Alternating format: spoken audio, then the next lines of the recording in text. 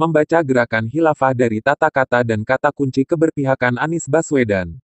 Segala masalah yang ada di dunia ini solusinya adalah satu, yaitu menegakkan khilafah. Hal itu yang dulu kerap kita dengar, baca dan lihat dari berbagai video orang-orang yang berafiliasi dengan HTI.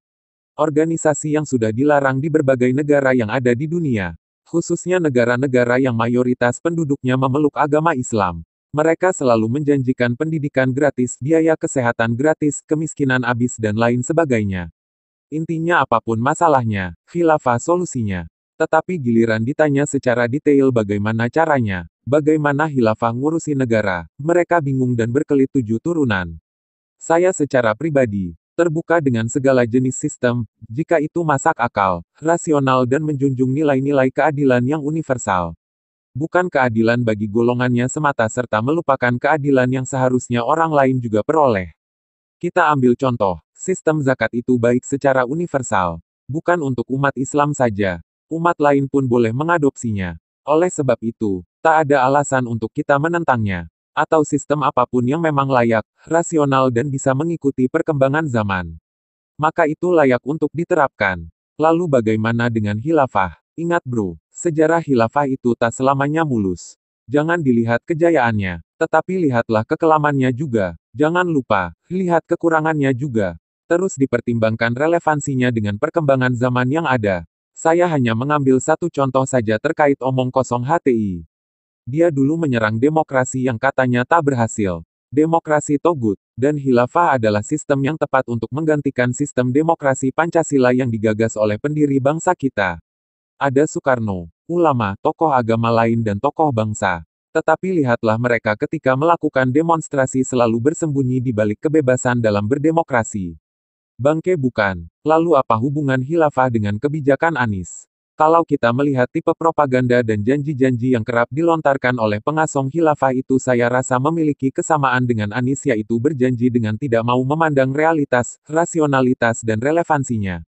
Yang penting yakin, itu kuncinya. Ingat, Anies pernah mengatakan bahwa keberpihakan adalah kunci untuk segala solusi yang ada di Jakarta.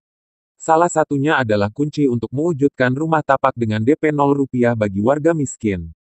Meskipun sudah dikasih tahu Ahok alasannya mengapa janji Anies tersebut ngibul, tetapi dia tetap ngotot dengan dalih keberpihakan.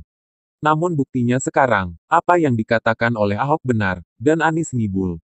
Lalu terkait reklamasi, Ahok sudah menjelaskan bahwa bagaimana menolak reklamasi terutama untuk yang sudah jadi.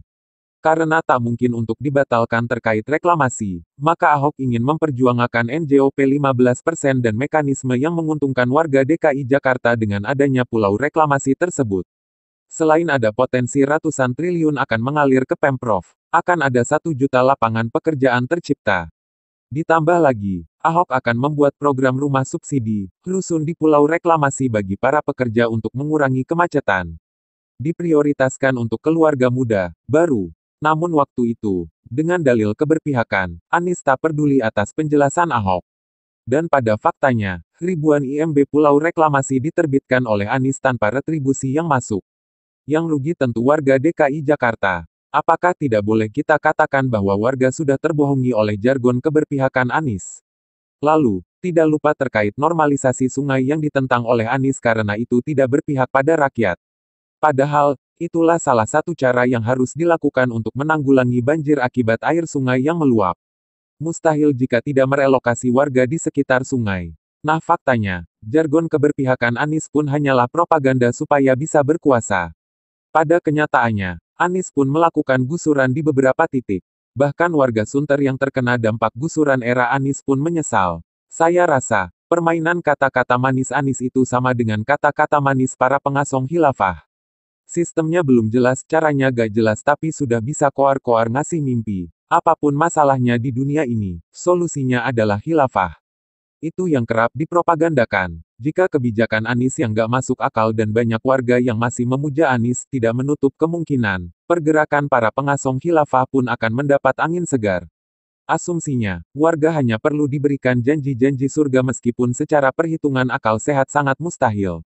Padahal, orang beragama itu harus berakal, supaya tidak disesatkan oleh tipu daya setan.